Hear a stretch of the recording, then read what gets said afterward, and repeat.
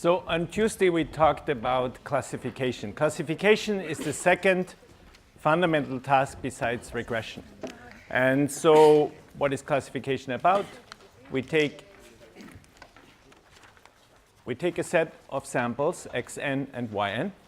And the difference is now that the yn only take on elements from a very small set. In a binary case, for example, just 0 and 1, okay, indicating two particular classes. What do we want to do? We want to learn a function, again, amongst the set of functions typically parameterized by some parameter which we call w. And what do we want this function to do? If I give it a new sample, a sample that I haven't seen, and it predicts one of these labels, either 0 and 1, hopefully this will agree most of the time with the label of this sample. Now, if we knew the distribution, we could just check that. We could just compute the expected value. Typically, we don't, so we hold out a subset of the set of data we get in the initial. That's going to be the test set, and we test it against that, and we hope that the sample is large enough such that that prediction is close to what the expected value would give us, right? Now, since it's kind of, on the one hand, it's kind of quite similar to the regression because the only difference is that now the values are not real values, but come from a discrete set, let's say 0 and 1. And so perhaps the additional idea might be to just use standard techniques from regression. So, for example, we wrote down what would happen if I use linear regression with a least square penalty term, and then just run standard, least square, potentially again with some penalization term for large weights, so just regularization term. And we saw that that's not necessarily a good idea, okay? Why is it not a good idea? Because just this metric, this square, we're predicting first a line rather than 0, 1. We're predicting values from minus to plus to infinity. And then with the squared norm, that's just not a very good fit, okay? So that will not really give us, if we're optimizing that, that's not really going to give us what we want. And so then we explored a few potential ways how we could do it. We said, for example, if there's a strong spatial component, perhaps the x's are in the real on the reals or somewhere in Euclidean space. Perhaps we have a reason to believe that neighboring close-by samples will give us similar predictions. We could use something like nearest neighbor, and we've talked about this might be a good idea, but it potentially might lead to problems if we're in high dimensions and we might many samples.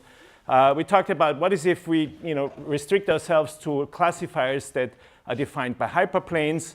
And so then there might be many hyperplanes that might be equally suitable. What could be a criterion? We said, well, let's assume in a very simple case where it's separable, so where we can find a hyperplane where everything, let's say with 0 is on one side, everything is 1 on the other side.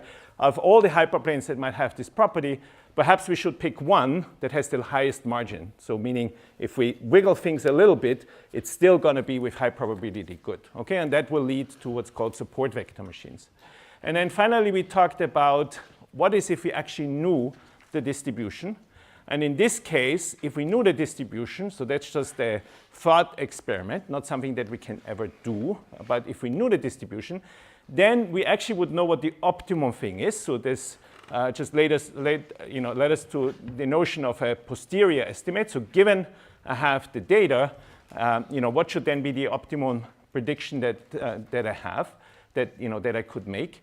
And so that led us to the idea of what's the probability of the optimum predictor. And at the beginning, it was maybe not so clear why we would look at this, because as we said, we can never in any real scenario compute it. But as we will see when we analyze the nearest neighbor one, in some scenarios, we will be able to compare our scheme to that scheme, even though we will actually not be able to compute either of them, give a value, but we'll be able to say, well, one is better or worse, but not much better or not much worse. And so even that comparison can be very useful, okay? Because that gives you some confidence that whatever you're doing is good or not much worse than the best you could ever hope. And then we went to the topic we'll talk about today, namely we went to logistic regression.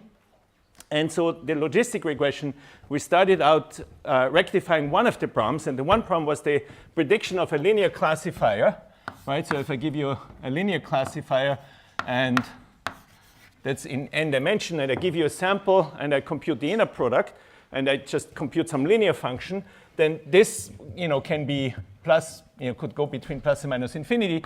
And so the first problem, or the first the first problem that it's between plus and minus infinity, but not something between 0 and 1, so that we can interpret it as a probability, we got rid of by using a function that maps minus infinity, plus infinity to 0 and 1.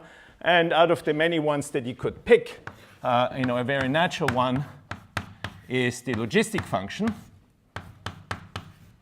And since this thing is still a number between 0 and 1 and not a class, this is really, what we're doing with this is really a regression. And so that's why it's called logistic regression, even though we said that if we're using that, once we have something between 0 and 1, and the two labels we think of is 1 and 0, we can then simply threshold, let's say, at a half to make this into a classification problem. So the idea was that we model the two probabilities, okay, so that y is equal to 1. That's just one sample. We model that given, the x. Okay, we model that by this.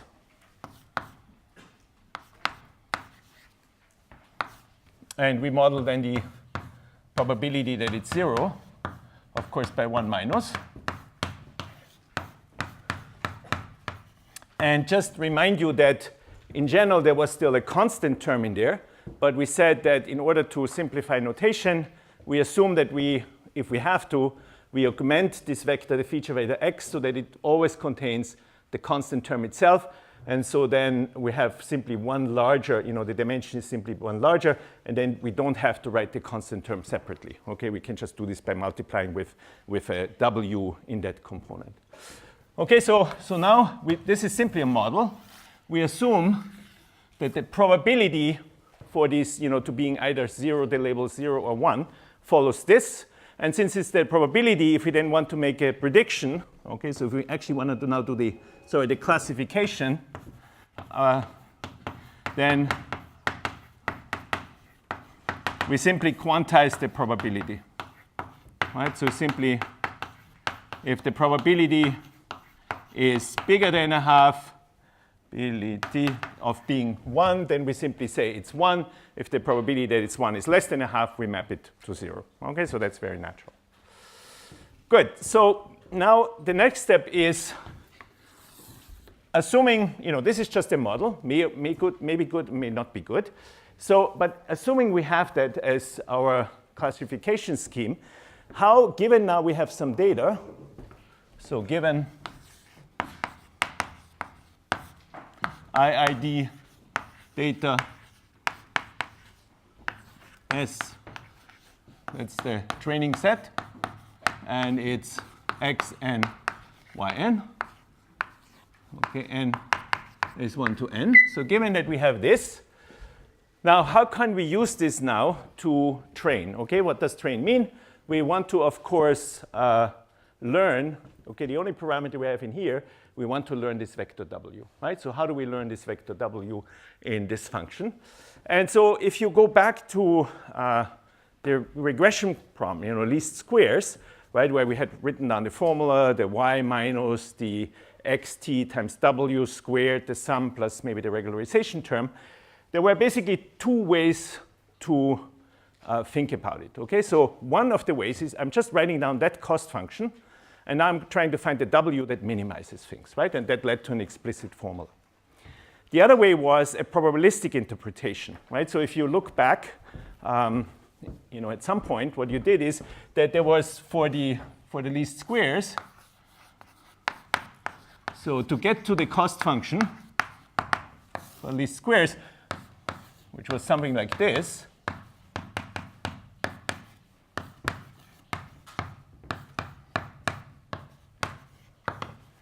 and then potentially you still had some lambda w, the norm here, right?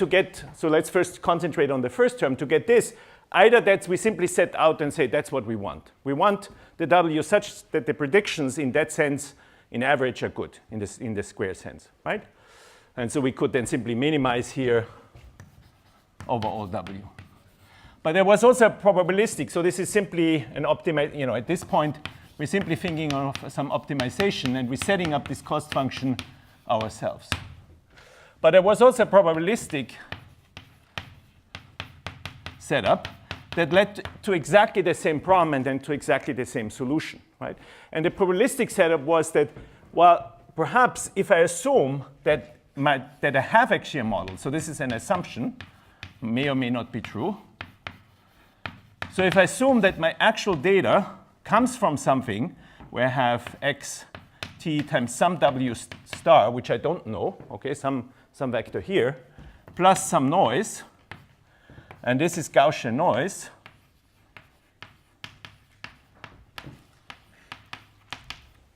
and so if I assume that that's my model, then if you start writing down the likelihood for given the data, you have a certain likelihood, and you're using what's called maximum likelihood principle to find the W, then you will get exactly to the same formulation up here without this part here.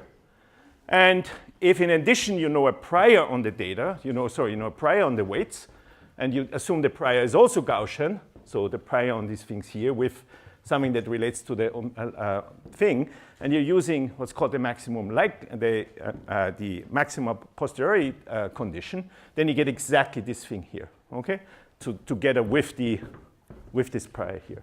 So it means we could either start probabilistically, making some assumption on the model, or we could simply use that as our criterion for finding a good model. It didn't matter, okay? Both ways led to this formulation here and led to the solution. So now in our case, right, we naturally, given we have this data here, and we model these probabilities in that way, we naturally have a probabilistic setup. Okay, and so what we will do is now we'll follow kind of this second approach here. We'll go through all the steps, but we naturally already have probabilities, and since we naturally have probabilities, we'll use exactly the maximum likelihood criterion. Okay, so let us try to go through this now and see what this gives us. What we will see is that in general, this doesn't lead to a closed form solution. Okay, we can write down the criterion for optimality, but the problem is still nice in the sense that we still have something that's convex, so we can again use either stochastic gradient, and we'll talk about also a higher order methods called Newton method, which is just, just use one extra derivative, so your iterative thing will not just be the current point minus something in the direction of gradient, but will be something that depends on the Hessian. Okay, it's just a slightly different criterion, and in general will be a little bit faster, but computational will be more complex. Okay, and so in general you will not just be writing down the solution directly. There's no closed form, but you can still solve it relatively easily iteratively. Okay, so let's try now to write things down. Okay, so we have given this data. And we're using this assumption, we're using this form. Okay, so what we are interested in is the following. In principle, we would like to write down the likelihood. Okay, and so what do I mean here? We want to write down the likelihood. So this is our parameter, which we don't know.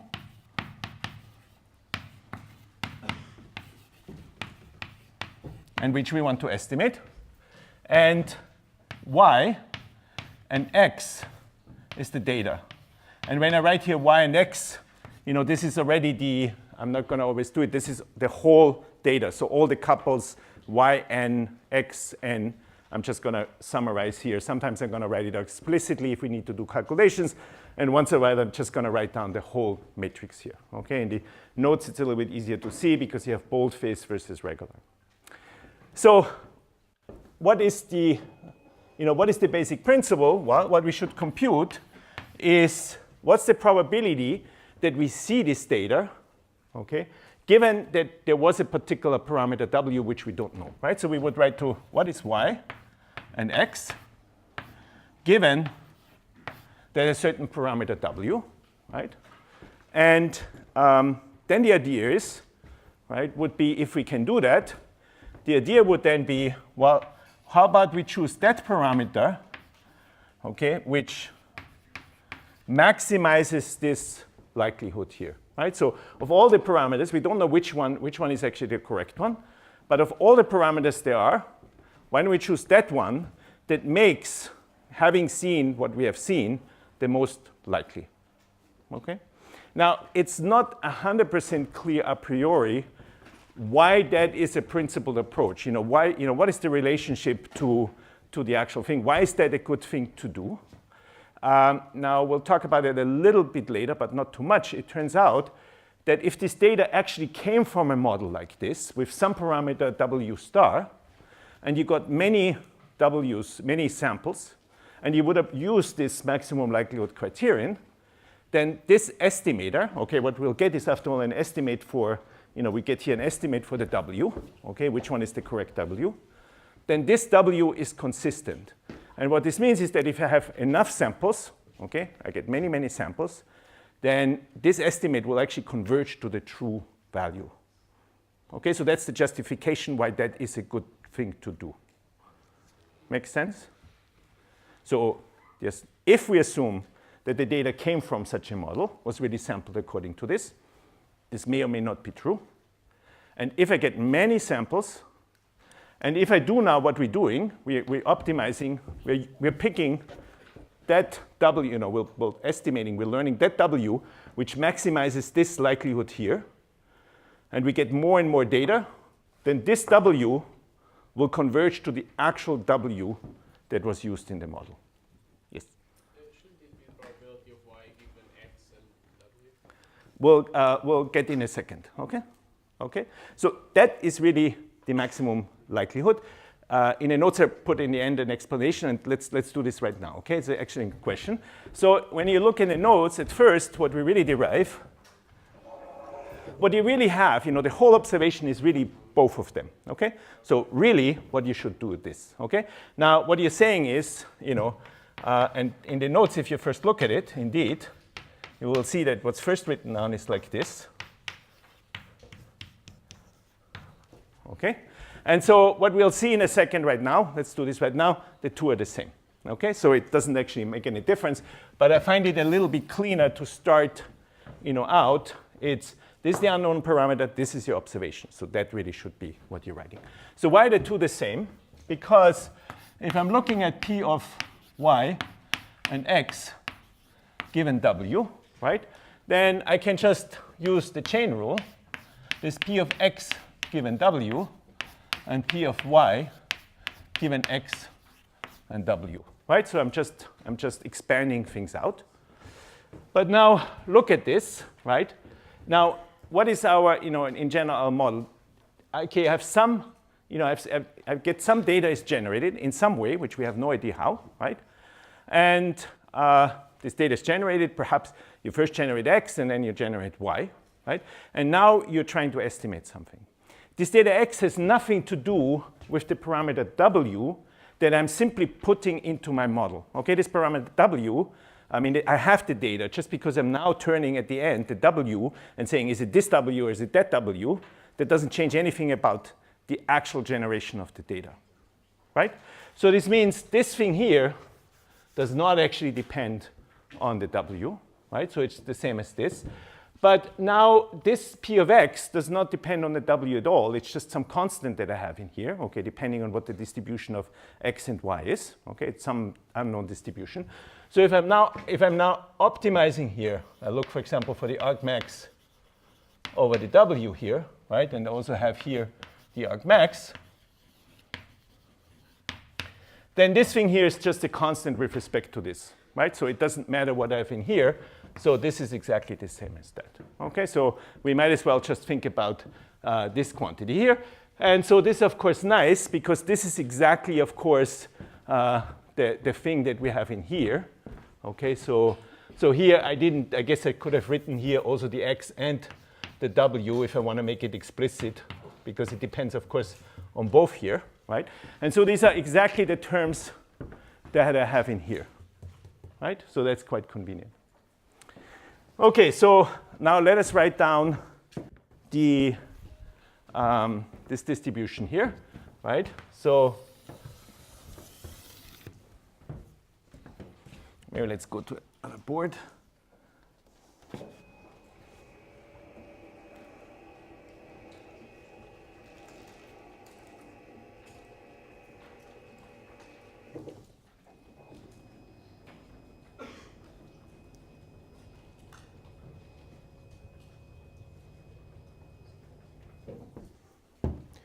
Okay, so now what do we have, right? So we're having P of y, that's my whole vector now, given the whole data that I have and my vector w, okay? So more explicitly, I mean, this is just the P of y1 up to yn, and then I have here the x1 and up to xn, and I have here my vector w, okay? So maybe I should make here also underline these are still all vectors, and these are typically scalars, of course, right? These are zeros and ones. So now, the crucial thing is, right, so what I can do is, I again expand it out, but now remember the crucial thing here is that this data is sampled IID, right? So the samples, the x and the xn and yn, they're independent samples. So this means that this here can just be written as a product distribution, right? N is 1 to n, so that's exactly what we mean if we're saying IID samples. So this just will be yn given the xn and the w, right? And again, maybe let's just for now, but I'm sure I will forget at some point, right? And so now we have to write down. Now we're using that we have this up here, right? So we're having this product. And so now, if this is 1, right, then if the yn is 1, then we should use the sigma of xt and w. And if it's 0, we should use the other one. And so the way to write it is to use, let's say, sigma of x n t w. But this factor only applies when we actually have y being a 1. So let's take this to the power yn. If yn is a 0, then this is just 1 and the factor will vanish, right? But then we have the other factor, 1 minus sigma x n t and w. And now I write it 1 minus yn. Okay, and the same thing. This factor should only appear if yn is equal to 0. If yn is equal to 0, we have the power 1 and we get this factor. But if yn is 1, then we get here 0, and we have this to the 0th power, which is just 1. Right? Just a convenient way of writing things down. Okay. Now, let's do the following. Let's take the log, and let's multiply times minus 1. Okay, so the log is just, the log is just, it's just an increasing function. We just transform it. It doesn't matter if I take the log. This we want to maximize. So if I take the log, I still want to maximize it. But if I then take the minus 1, then the resulting expression I want to minimize, right? So this leads then to, so let's see, the product will go to a sum. So we have a sum. We have a minus 1 because we multiplied things with minus 1. And so what do I have here, right? So I get here a yn. Then I have the log of sigma of xn tw, right? And then I have here, and so this is inside, and then I have here 1 minus, then I have here 1 minus yn, and I take the log of 1 minus sigma xn tw. Okay? So here we want to max. Here we want to minimize this expression. Okay, and why do we want to minimize? It's just that whenever we write down the cost function, by definition, we set it up that we do a minimization, just to stay consistent. Otherwise, obviously, it doesn't make any difference.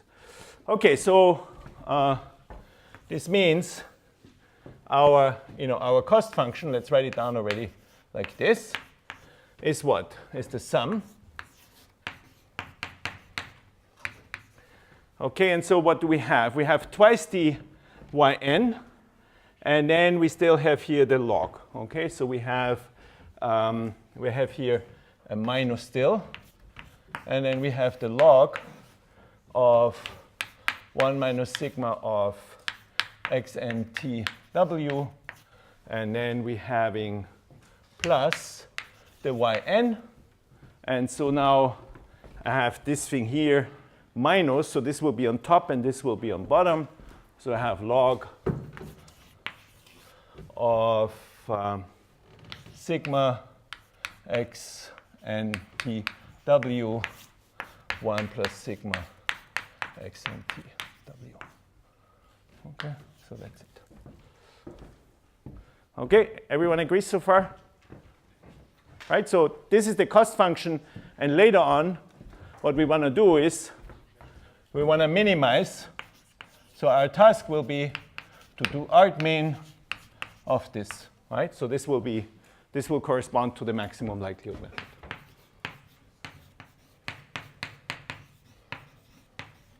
Instead of maximizing the likelihood itself, we're minimizing now the minus log of the likelihood. It's the same.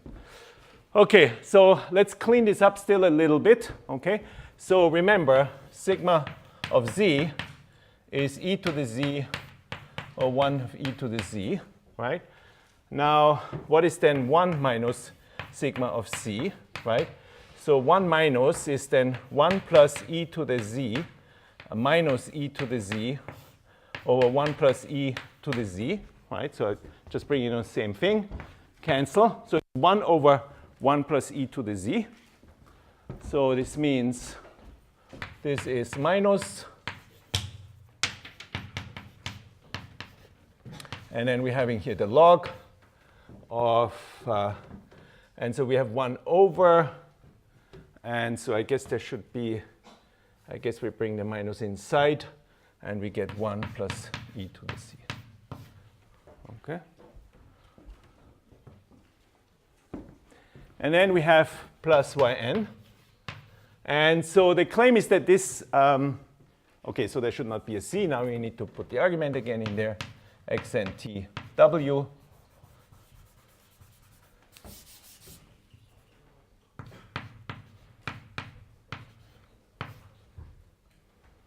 And then I have plus.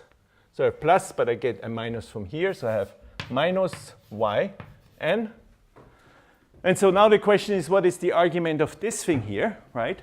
So what is the argument here? So I have sigma, if I had sigma of c of 1 plus sigma of c, okay, then the claim is that this becomes just e to the z, okay, if you just work it out, just put everything in there. And so I get then e to the c, and then I take a log, so the e goes away. So this means I only get the argument, and this is the result. Okay. Now let's make sure that we have all the signs right before we go. Okay. And other problems.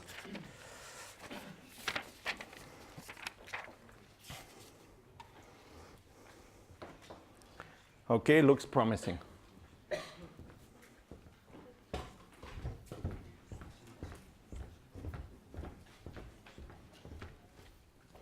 So this looks not too complicated, right?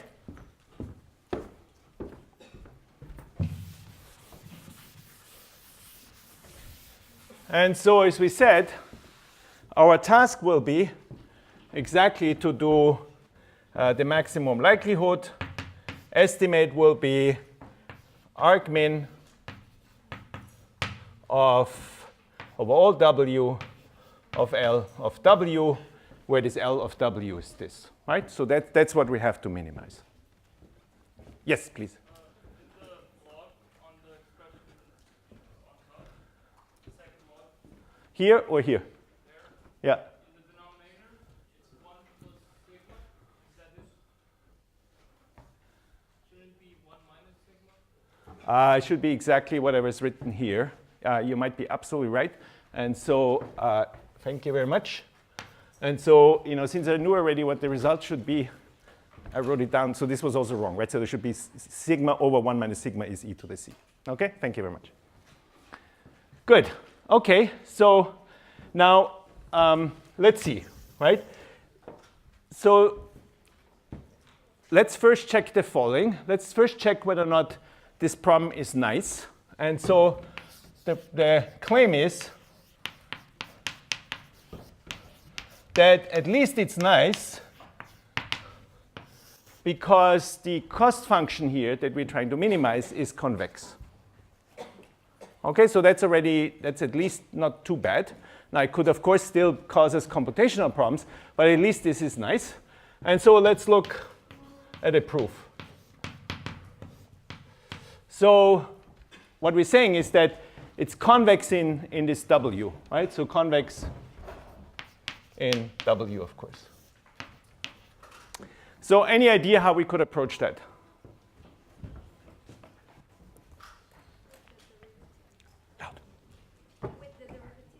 So we can look at the derivative. Now we have this sum here, okay? Can we first simplify things?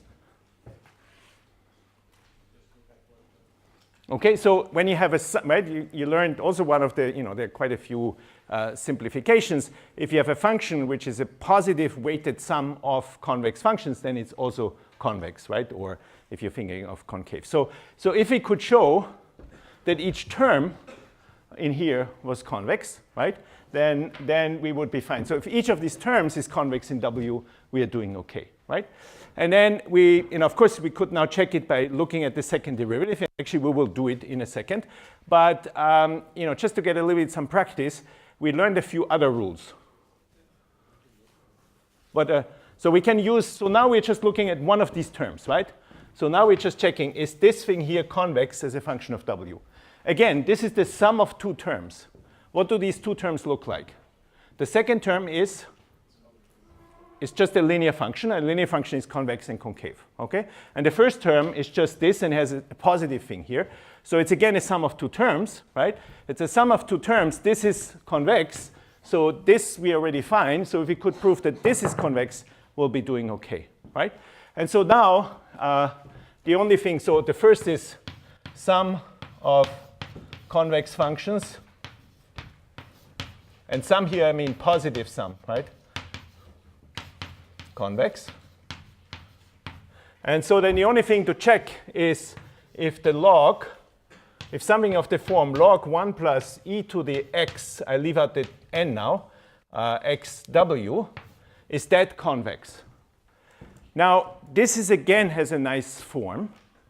Right? The whole thing is that there's a calculus of how, once you know that some parts are convex, you can conclude other things. So what is nice here? Does this function have a particular form?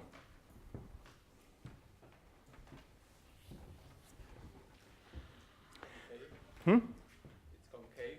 We hope it's convex, otherwise we'll have trouble. Yes, but we have log 1 plus. Yeah, you're right. The log itself would be concave, but hopefully we have log 1 plus e to the. So the whole point is that, of course, we can take derivatives or second derivatives, check that it's positive, but this could be painful, right? If we can avoid doing work. So look at this, right? So let me write it as f times f of xtw. So, and where the f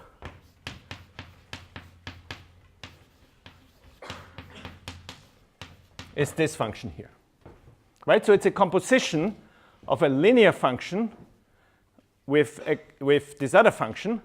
Now, hopefully, what are we hoping for? Did we learn anything about that case? Also one of the cases that you looked at. Sorry? Right?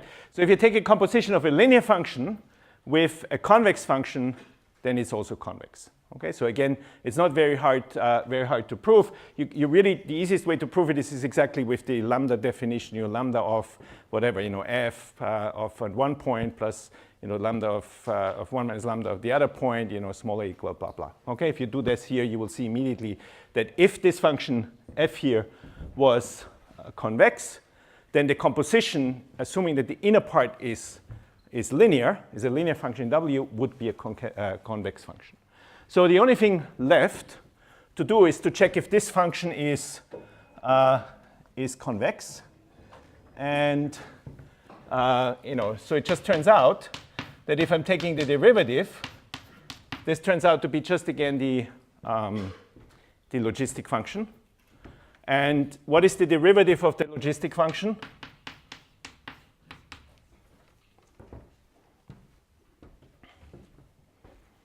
So I need to compute the second derivative of this.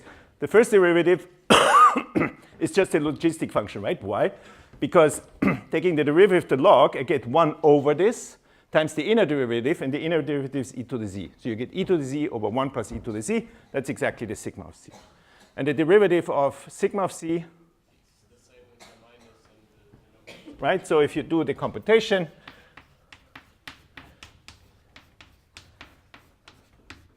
that's not negative. Okay, it's just sigma of c times 1 minus sigma of c, and that's not negative. Okay, so so of course we're interested in here, for the things here in the domain. Good. So now, okay, so we have a convex function, right? And now okay, so that itself might be nice, but perhaps we could hope to do even better, right? And so how can we do even better? Well, if we could have an exact expression, right? So what is if we're now looking at the L of W? And if we're hoping to have an explicit solution, then what would we do? What would be the criterion? We want to minimize, right?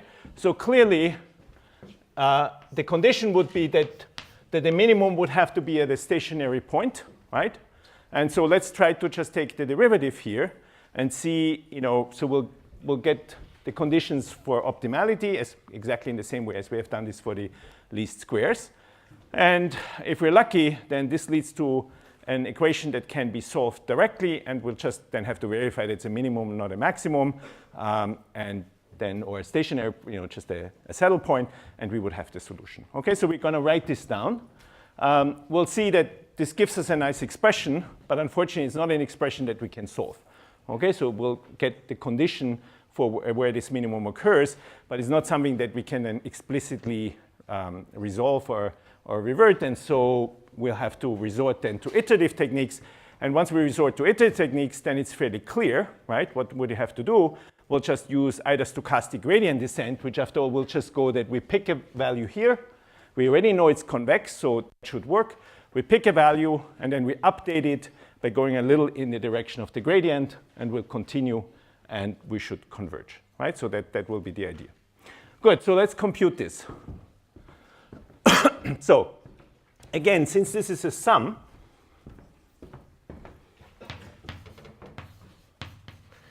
right, we can just look this for each term. And then for each term, we take the derivative, and then we just sum up over it, and then we'll try to write it down in a more compact way. So let's look here, right? So what is this? This is a y, which is a scalar. And then this is a vector x, right? And we just take the inner product with the w, right? So this is just going to be the ith component of this x times the wi component, the sum. And now I'm taking the derivative with the ith component. So the derivative, or the gradient here, will give me what? The gradient of one term. The y is just a scalar. Forget about it. This will just multiply, right? Right? So we'll just get exactly, this is just this linear form here, right? So we'll just get here somewhere minus the yn, and then we get the x. And now we just have to be a little bit careful. Okay, here it's written as x and t, right? So we have it like down, it's just the inner product, but of course I could have written it the other way around. But by our convention, the gradient will be a column vector, right? And so by convention, that would be the result. There's no t here, okay? Just because by convention, we make the gradient a column vector and not a row vector, okay? Good, so that was easy. Now let's look here, right? So, so how do we do it here? What will happen here?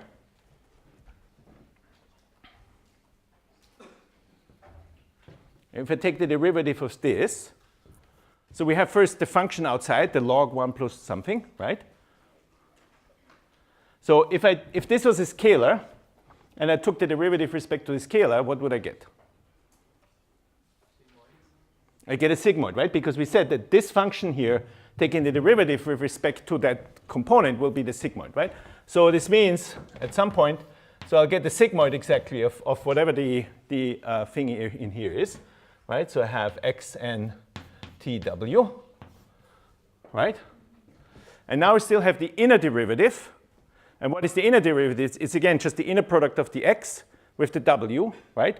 And taking it, respect to each component, I'm just going to pick up whatever the x component tells me, right? And again, this should be a column vector, so it will have this form. So it means n is 1 to n. And now let's write this maybe like this. I have sigma xn t w minus yn. Okay? And so that's already the final form. Now we can still make it slightly more beautiful, write it in a more compact form. So what is this, right? So here we have the vector xn, and this one here, the vector xn, and then I multiply this thing here by yn, right? So this will be the xn, and then I multiply the scalar here by yn. So how could I write this, that I write all the sum over this together with this large data matrix X? Remember, what was this large data matrix X? The large data matrix was where this one was dimension D. So this was the X1. So these are the samples. And this thing here is how many samples I have, right? And so what I need now is this multiplied by y1, this multiplied by y2, this multiplied by y3, and then summed up. That's what I need.